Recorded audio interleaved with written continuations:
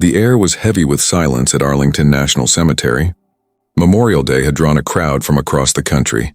Families, veterans, tourists, all standing shoulder to shoulder, their eyes locked on one sacred place, the tomb of the unknown soldier. The Virginia sun blazed overhead, yet no one complained. It was the kind of heat you forgot about when faced with something so solemn, so untouchable. At the center of it all, a lone figure moved with flawless precision. Ethan Caldwell, 28 years old, dressed in a crisp navy blue uniform, his kepi hat pulled low, his mirrored sunglasses hiding his eyes. Every heel click echoed with purpose. 21 measured steps, pause, turn, 21 steps back again. He was not just a guard. He was a living symbol of sacrifice. A man carrying both the honor of his unit and the memory of his fallen brother Michael, who had never returned from Afghanistan. For Ethan, every stride was a promise that the unknown would never be forgotten. But not everyone in that crowd understood. 13-year-old Tyler Grayson stood with his wealthy parents, bored and restless.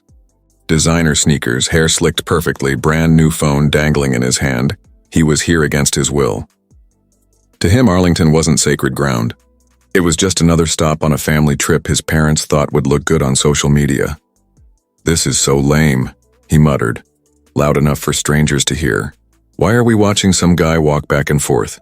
It's like 100 degrees out here." His mother, Lauren, sighed, still holding the cemetery map.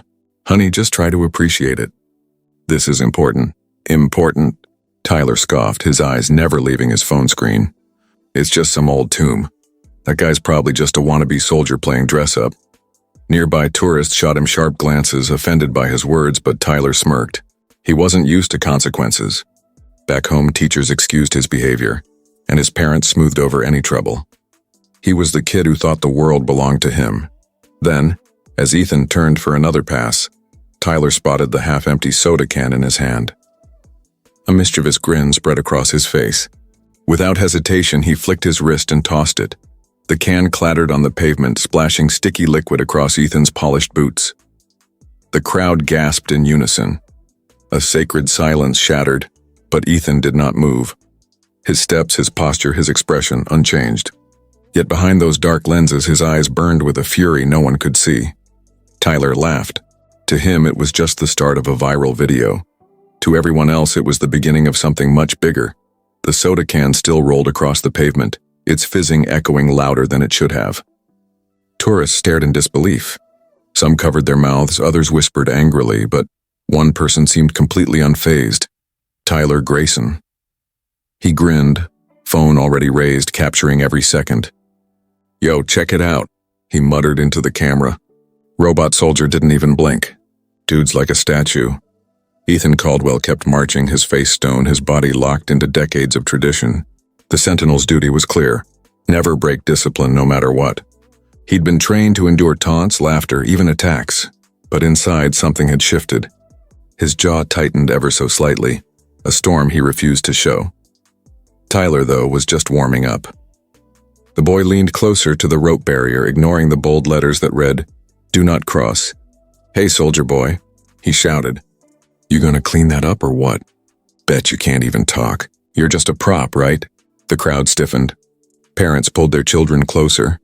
Veterans shook their heads. Tourists whispered in disgust. The silence that had once honored the tomb had now been poisoned by arrogance. Jonathan Grayson, Tyler's father, finally looked up from his buzzing phone. "Tyler," he said sharply, "get back here." But Tyler only smirked. "Relax, Dad, this is hilarious. People are loving this. Look at these views." He waved his phone triumphantly, the recording still running. For Ethan, every insult carried more weight. He wasn't just hearing disrespect toward himself. He was hearing it for his brother Michael, for the names etched in stone, for every soldier who never came home. Yet still he marched. Step, turn, step. The crowd began murmuring louder now, phones coming out, capturing not just Tyler's taunts but Ethan's silence. The tension in the air was thick enough to cut. Then Tyler did what no one expected. He stepped over the rope. Gasps erupted instantly. "Oh no," someone whispered. "This kid just crossed the line." Literally. Tyler strutted forward, his phone raised high, his grin wider than ever. "Yo, selfie time." Me and Statue Guy right here at Arlington. This is going to get 1 million likes. That was it. Ethan's training screamed at him to hold steady, to remain a sentinel, not a man. But there are limits even a soldier cannot ignore. In one fluid motion as sharp as lightning, Ethan broke his march. His gloved hand shot out, snatched the phone from Tyler's grip, and in a single decisive movement, dropped it onto the pavement. The crack of glass echoed like a gunshot across the hushed cemetery. The crowd froze. Tyler's jaw dropped. His world, his phone, his precious $2,000 status symbol, lay shattered at his feet. His face twisted from shock to outrage in an instant. You broke my phone," he screamed. "Do you know how much that costs? You're gonna pay for that." But Ethan had already returned to his post, his movements once again mechanical, precise, unflinching. It was as though nothing had happened except everything had. The crowd erupted, not in laughter but in whispers, gasps, and applause that was half stifled out of respect for the tomb. Some people shook their heads in disbelief. Others, especially the veterans in the crowd, nodded with quiet approval. One man in his 70s, wearing a Vietnam cap, muttered to his wife. Finally, someone stood up to him. Tyler spun around looking for backup. His parents rushed forward, Jonathan red-faced with fury, Lauren clutching her designer bag like a lifeline. "This is outrageous," Jonathan barked. "That soldier assaulted my son. We're calling a lawyer. Do you know who I am?" But no one was listening. The crowd's judgment had already been passed, not on Ethan, but on Tyler. A mother pulled her child closer. A group of teens whispered and shook their heads. A woman in her 60s, a Marine Corps pin glinting on her lapel, called out just loud enough for Tyler to hear, "I buried friends here, boy. You should be ashamed." And for the first time, Tyler's grin faltered. Phones were raised, cameras flashing, social media already buzzing. Within minutes, the world would see what happened at Arlington. What had started as a joke for views was now spiraling into something far beyond Tyler's control, and deep down, even he could feel it. He had crossed more than just a rope. He had crossed a line that could never be undone. The sound of shattered glass still hung in the air when the crowd erupted into chaos.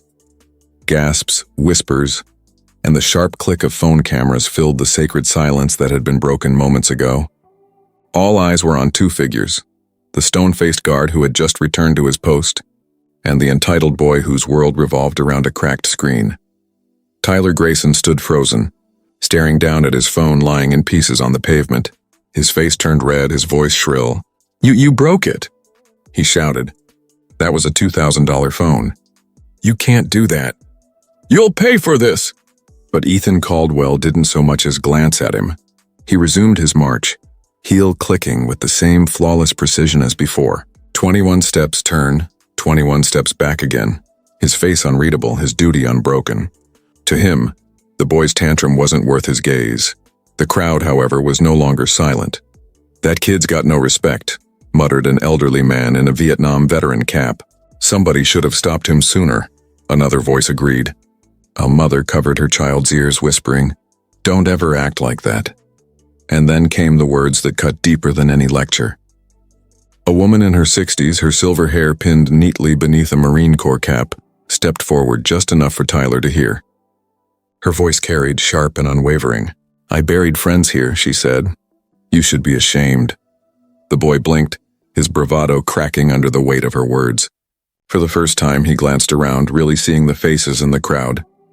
Anger, disgust, disappointment. Not one person laughing, not one person cheering him on. Phones were raised everywhere, capturing every second. Clips would soon flood TikTok, Instagram, Twitter. Arlington Kid already being typed into captions before the moment had even ended. Tyler thought he was making content. Instead, the content was making him. His parents rushed in, panic written across their designer clothes. Jonathan Grayson, his father, shoved through the crowd, face red with fury. "This is outrageous," he barked. "That soldier assaulted my son. Do you know who I am? I'll sue this place into the ground." Lauren, clutching her handbag like it could shield her from the glares, chimed in with a shrill voice. "He's only 13. He's just a boy. How dare you treat him like a criminal?" But their outrage only fueled the crowd's disdain. A ripple of murmurs followed Jonathan's outburst, some recording him as well. His words, instead of defending his son, painted him as another arrogant voice out of touch with the gravity of the place. That's when uniformed security cut through the crowd. Inspector Laura Bennett, a seasoned officer with 15 years at Arlington, led the way. Her short, deliberate stride, the radio clipped to her shoulder, and her calm but firm expression silenced the chaos like a gavel in a courtroom. She raised her hand, her voice steady but commanding. "Step back, everyone. This is official property." Jonathan pounced immediately. "Good, arrest that guard." He smashed my son's phone and laid hands on him. "That's assault." But Laura didn't flinch. She fixed her eyes on Jonathan, then on Tyler. "Sir, let's be clear. Your son threw a soda can at a tomb guard, crossed a restricted barrier, and disrupted a federal ceremony. That is assault and trespassing on federal property. You're lucky the Sentinel didn't do more." The words hit like a slap. The crowd murmured in agreement, veterans nodding firmly. "He's a child," Lauren shrieked. "You can't treat him like some kind of criminal." Laura's gaze hardened. "Age doesn't excuse disrespect. This isn't a playground. This is a sacred site, guarded 24/7 for those who gave their lives for your freedoms. Your son spat on that sacrifice today." For the first time, Tyler felt the weight of the stairs pressing into him. He glanced at his parents, waiting for them to shield him, to twist the narrative like they always did. But the faces around him told a different story. His father's wealth meant nothing here. His mother's charm had no power. This crowd wasn't swayed by influence. They respected one thing, honor. And Tyler had shattered it with a laugh and a soda can. The air buzzed with tension, whispers turning into full-blown commentary. Rich kid thinks he's above the rules. Bet his daddy's gonna try to buy his way out. Not this time. And then, from somewhere in the back, a voice rose above the rest. A veteran, tall and weathered, his chest decorated with ribbons, called out, "You don't disrespect the tomb of the unknown soldier." "Not here, not ever." The words were final, undeniable. The crowd clapped, not loud but firm, deliberate, the sound of agreement echoing through the summer heat. Jonathan tried again, his voice shaking with anger and desperation. "This isn't over. My lawyers will have a field day with this. You'll regret humiliating my family." Laura stepped closer, her tone sharp enough to cut glass. "Sir, the only one humiliating your family is your son. And you?" Silence fell. For the first time in his life, Tyler had no comeback. His cracked phone lay forgotten at his feet. But the true fracture was in his carefully built world of attention and entitlement. In its place stood something unfamiliar: consequences. He shifted uncomfortably, eyes darting to the ground. Around him, the crowd's judgment burned hotter than the sun above. The laughter he had expected never came. Instead, the story of the Arlington kid was already writing itself, one clip at a time, spreading across the world before he had even left the cemetery grounds. And as security closed in, escorting him and his family away, Tyler Grayson realized for the very first time he had stepped into a storm far larger than himself. By the time Tyler and his family were escorted off the cemetery grounds, the internet was already on fire. Clips of the incident spread across social platforms like a wildfire fanned by outrage. The hashtag #ArlingtonKid began trending within the hour, alongside tags like "Cameron respect the tomb" and "Guard never breaks." The footage told the story with brutal clarity. A spoiled teenager tossing a soda can at a sentinel, mocking him and then crossing into forbidden ground, all before having his phone smashed to the pavement. It was raw, shocking, and powerful. One clip posted by a veteran in the crowd captured the exact moment the can hit Ethan's boots. The caption read, "He stood for the fallen. The boy mocked them. This guard never flinched." It was shared thousands of times within minutes. Another video, posted by a mother who had been present with her young son, showed Tyler sneering at the crowd. Her caption struck deeper. "I told my boy today why we stand in silence. And then he saw what happens when someone doesn't." Within hours, major news outlets picked up the story. Headlines blared across screens. "Teen disrespects tomb of the unknown soldier. Guard responds," without a word. Entitled "Boy Sparks Outrage at Arlington." Sacred tradition versus modern disrespect, the clash that went viral. Tyler's face was everywhere. His smirk, his arrogance, the soda can in his hand, captured frame by frame and replayed endlessly. He had wanted attention, and now he had more than he could ever handle. Back in the Grayson family's luxury SUV, the silence was suffocating. Tyler sat with his arms folded, eyes burning as tears threatened to fall. His parents argued in hushed but frantic tones. "This is a nightmare," Lauren whispered, clutching her phone as notifications poured in. The comments, they're calling him a monster, a disgrace. Jonathan's jaw clenched. "We'll sue every one of them. Defamation, harassment. This can't be legal." But even he knew the truth. The videos weren't lies. They were facts recorded from dozens of angles, each one worse than the last. "And the world was watching," Tyler finally snapped. "It's not fair. Everyone's against me. They don't get it, I was just joking. It was just for a video." Lauren tried to soothe him, brushing his shoulder. "They'll move on, sweetheart. It's just the internet." People forget, but she was wrong. This wasn't fading. It was escalating. At Arlington, reporters gathered by the gates, desperate for a statement. Veterans groups released official condemnations of Tyler's actions. Talk shows debated whether this was the result of poor parenting, social media addiction, or a broader lack of respect among younger generations. And in the middle of it all, Ethan Caldwell remained silent. The guard had no comment, no statement, no expression. His duty continued as it always had. 21 steps, pause, turn. 21 steps back. But online, his silence spoke louder than words. People praised his restraint, his discipline, his unshakable commitment. "He didn't break character," one viral post read. "He didn't humiliate the boy. He let the boy humiliate himself." Tyler, meanwhile, couldn't escape the humiliation. At school, classmates flooded his DMs with screenshots. Strangers mocked him on every platform. Memes spread faster than the original footage. Statue versus spoiled brat, respect versus entitlement. Even celebrities weighed in, some calling the guard a hero, others shaming the boy's arrogance. Jonathan tried to rally the family's reputation, contacting lawyers and publicists. But the more they fought, the worse it looked. Every denial, every excuse only fueled the outrage, and for Tyler, the laughter he once craved had turned against him. He was the punchline now, the boy who crossed the rope at Arlington, the boy who disrespected the unknown dead, the boy who thought himself untouchable. Lying in his room that night, phone confiscated by his furious father, Tyler stared at the ceiling. The weight of the world pressed down on him in a way he had never felt before. For the first time, he realized that not every mistake could be erased by money, not every bad choice could be laughed off. The storm had begun, and there was no way to undo it. And as the sun rose the next morning, Tyler Grayson wasn't just a teenager anymore.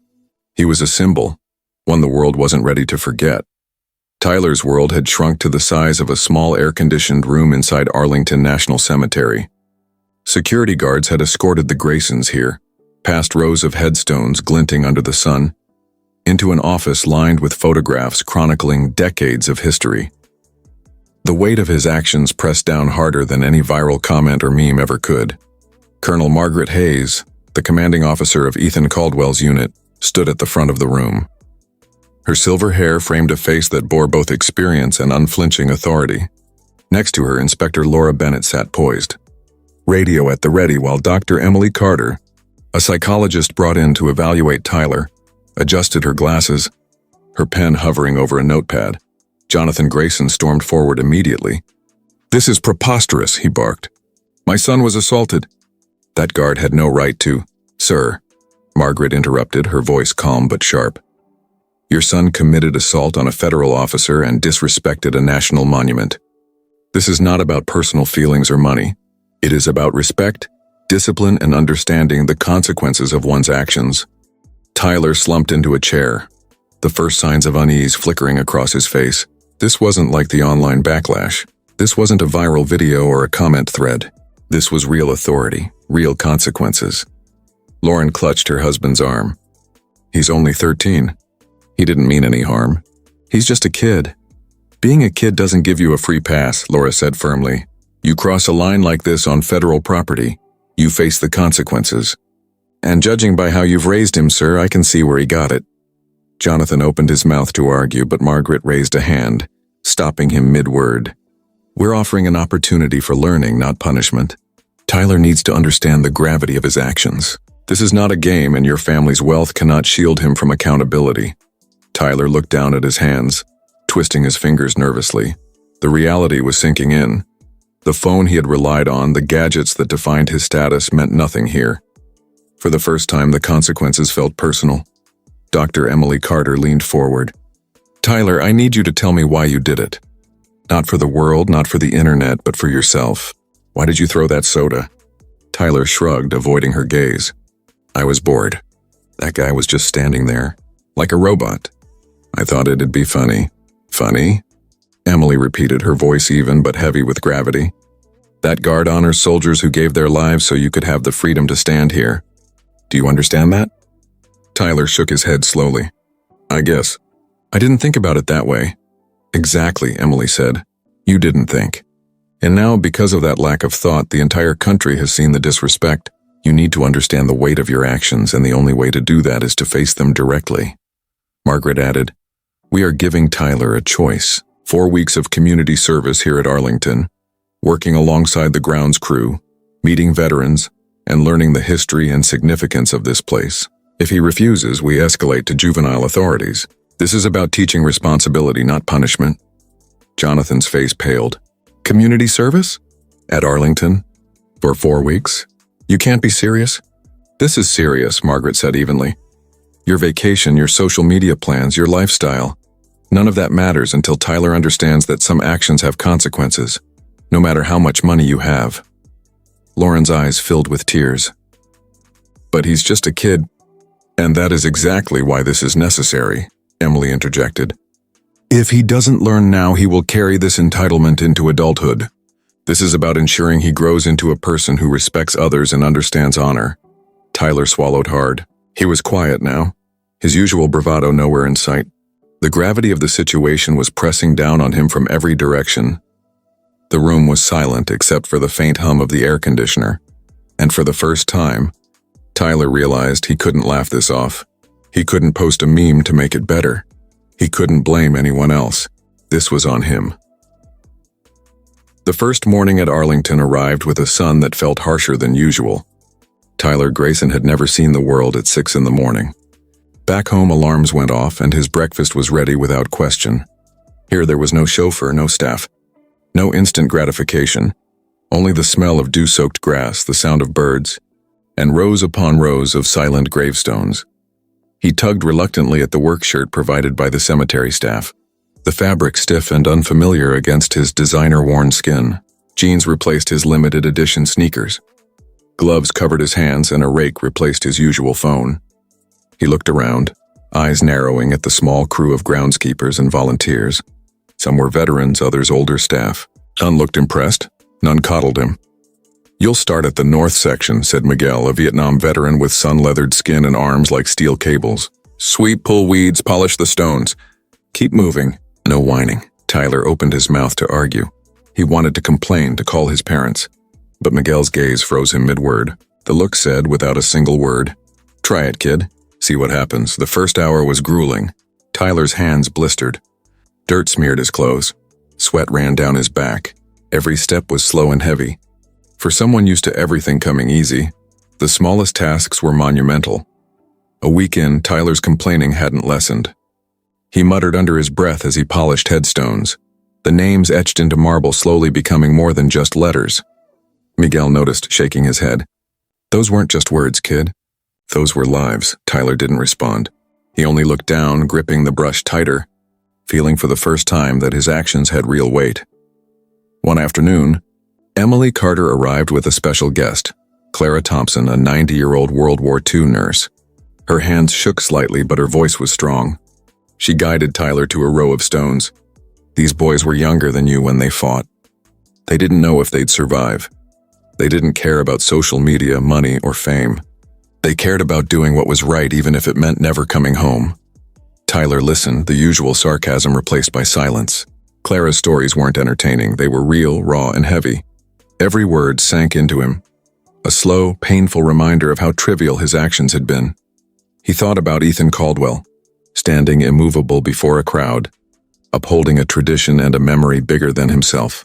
Tyler realized he had mocked not just a man, but a legacy, a duty, and countless lives. By the third week, Tyler's mornings were no longer met with complaints. He had learned to rise before dawn, dress in his work clothes, and tackle the cemetery tasks with quiet determination. He no longer counted minutes. He counted headstones, paying attention to each one.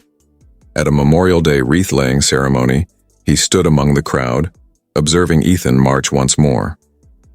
Tyler noticed the pride in Ethan's steps, the respect from the veterans, the reverence that had eluded him weeks ago. For the first time, he understood the weight of tradition, discipline, and sacrifice. It was a slow transformation, almost imperceptible at first, but undeniable. Tyler wasn't just cleaning and weeding, he was learning humility, respect, and the true cost of entitlement. And while he still had a long way to go, each day at Arlington chipped away at his arrogance, leaving in its place a curiosity and respect he had never known. The final week at Arlington began with a quiet dawn. Tyler had long since stopped counting hours, now measuring days in headstones cleaned, paths swept, and stories heard. His hands, once soft and accustomed to luxury, were calloused. His mind, once preoccupied with social media and status, was now filled with names, faces, and histories. Emily Carter entered the work area with a small smile. "Tyler," she said, "today you'll meet someone important. Someone you disrespected but also have much to learn from." Tyler's stomach churned. His mind raced. Ethan Caldwell, the Sentinel, the man who had snapped his world apart with one decisive movement, breaking a phone and forcing him to confront reality. Tyler's hands fidgeted in his gloves as he followed Emily through the cemetery, the morning sun glinting off rows of white stones. They arrived at a quiet office overlooking the grounds. Colonel Hayes was already present, her presence steady and commanding alongside Ethan, now in civilian clothes. The guard's posture was unmistakable. Even in a chair, he exuded discipline, his gaze calm yet penetrating. Tyler's throat tightened. Words he had casually thrown into the wind now stuck in his mouth. He remembered the soda can, the laughter, the phones flashing, the shame he had felt with the world watching. And now he had to face the man in person. Emily gave him a reassuring nod. "Go ahead, Tyler." Tyler inhaled deeply. "Ethan," he began, voice shaky but growing steadier, I'm sorry. I was a jerk. I didn't understand what you do, what this place means. I treated you like a prop, and that was wrong." Ethan's gaze remained fixed, his expression unreadable. Silence stretched for a heartbeat longer than Tyler expected. Then slowly, Ethan leaned back and asked, "Why'd you do it, kid?" Tyler swallowed hard.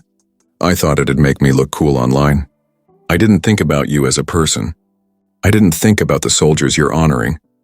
I've been talking to veterans, listening to their stories, and I get it now. My grandpa was a Marine.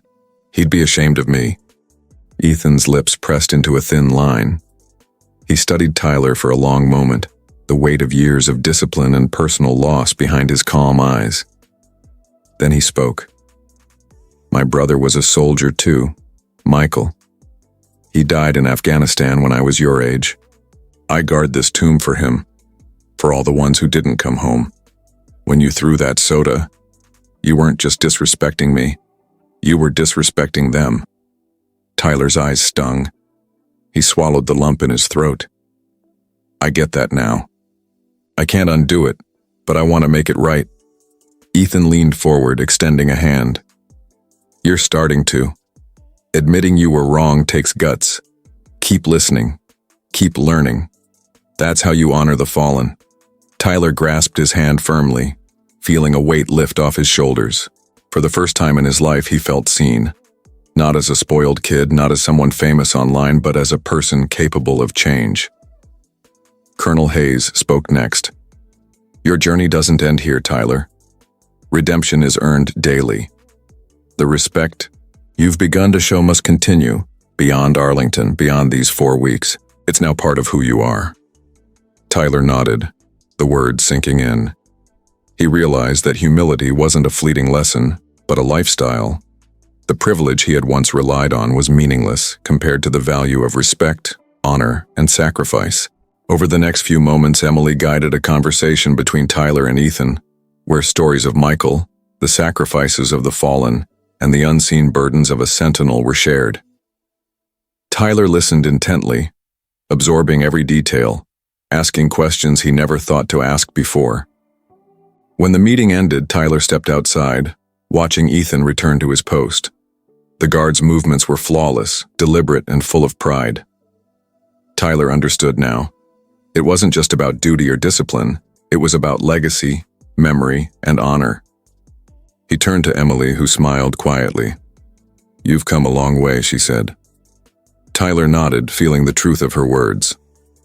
The world outside still buzzed with the viral story, but for the first time, he didn't care.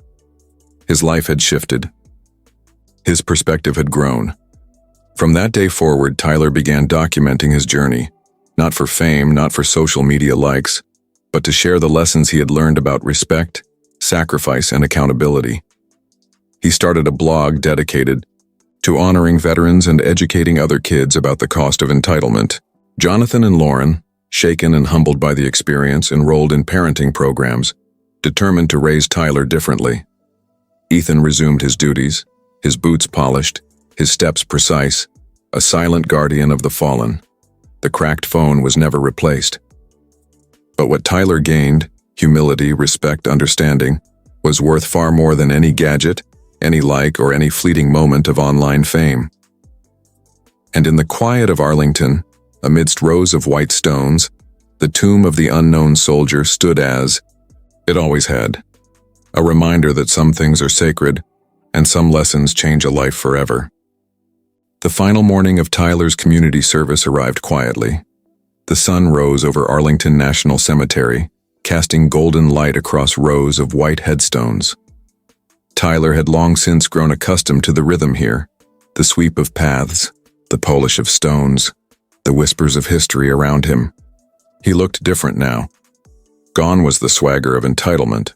The designer clothes had been replaced by worn jeans and a work shirt. His hands bore small calluses, a badge of labor and learning.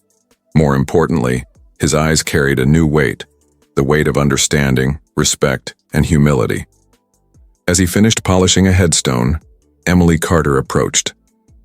"It's your last day here," she said softly. Tyler nodded, taking a deep breath, feeling both relief and a strange sadness. He had grown attached to this place, to the people who had shared their stories, and to the lessons that had reshaped him. "Tyler," she continued, "what have you learned these past weeks?" He paused, letting the quiet hum of the cemetery fill the space between them. "I've learned that respect isn't something you can fake. That honor, sacrifice, and courage, they're real, and they deserve recognition, not jokes or videos.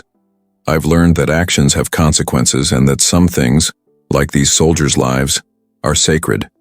Emily nodded, a small smile forming. "Good. That understanding will guide you moving forward. The world will test you, but remember what you've learned here." Tyler's gaze drifted to Ethan Caldwell, who was walking past the rows of headstones, boots polished, movements precise. The sentinel paused, glancing briefly at Tyler, eyes calm, but acknowledging. For the first time, Tyler truly understood Ethan, not as a stoic figure, but as a person carrying the weight of loss, memory, and duty. He thought of Michael, Ethan's brother, and every soldier who had given everything without expectation of recognition. He thought of the elderly veterans, the stories of courage and sacrifice, the faces that had looked at him during those first terrible moments of viral infamy. Tyler finally felt a sense of responsibility, not just to himself, but to the lessons he had learned, to the people he had disrespected, and to the memories he now honored. He picked up a small notebook Emily had given him. Over the next few minutes, he scribbled a final note, words of gratitude, humility, and reflection. This wasn't for social media. This wasn't for likes. This was for himself, a reminder of what had changed him forever. His parents watched silently.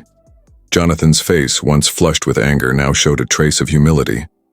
Lauren's hand rested lightly on her son's shoulder. The family had been forced to confront entitlement, privilege, and the consequences of shielding their child from accountability. They would never forget the lessons Arlington had taught them. Tyler took one last look around the cemetery. The headstones stretched endlessly, each a story, a life, a sacrifice. And in the stillness of the morning, he understood that the tomb of the unknown soldier was more than marble and ceremony. It was a promise to remember, to honor, and to uphold values larger than oneself. As he stepped onto the path, Ready to leave Arlington for the last time, Tyler felt lighter. The lessons were heavy, but they were worth carrying. He knew that. He had been given a rare opportunity, a chance to transform, to see beyond himself and to respect a legacy that would endure long after his time. The cracked phone remained a silent testament to mistakes and consequences, a small artifact of the boy he had been. But Tyler Grayson walked forward with something far more valuable, a newfound sense of humility, respect, and purpose. Ethan resumed, his march at the tomb as precise and disciplined as ever. Tyler watched silently, understanding now what it truly meant to honor the fallen. And somewhere deep inside, he knew the lessons of Arlington would stay with him forever. The sun climbed higher, and the cemetery settled into its usual rhythm. But for one boy, one family, and one sentinel, life would never be the same. Some lessons, he realized, were sacred, and some changes, once made, last a lifetime.